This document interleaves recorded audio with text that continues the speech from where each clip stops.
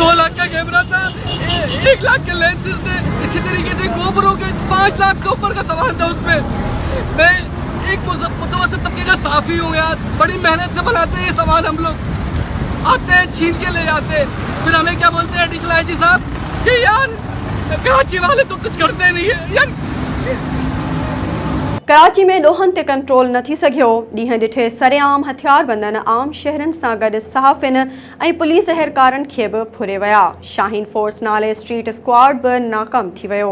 SS news जे reporter नबी बख्श ख़ास खेली मूजिबि सीनियर सहाफ़ी तनवीर बहलम खां कवरेज दौरान सोहराब ॻोठ वेझो मोबाइल फ़ोन, माइक ऐं कैमरा फुर करे आसानी सां फ़रार थी विया।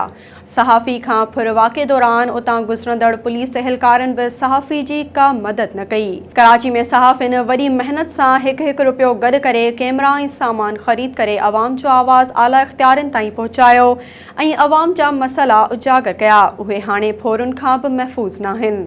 मुतासिर सहाफ़ी रोईंदे चयो त कराची शहर में अमुन कीअं क़ाइमु थींदो, छा फ़ौज खे घुरायो वेंदो, हू आख़िर कंहिंखे ॾांहुं ॾियनि।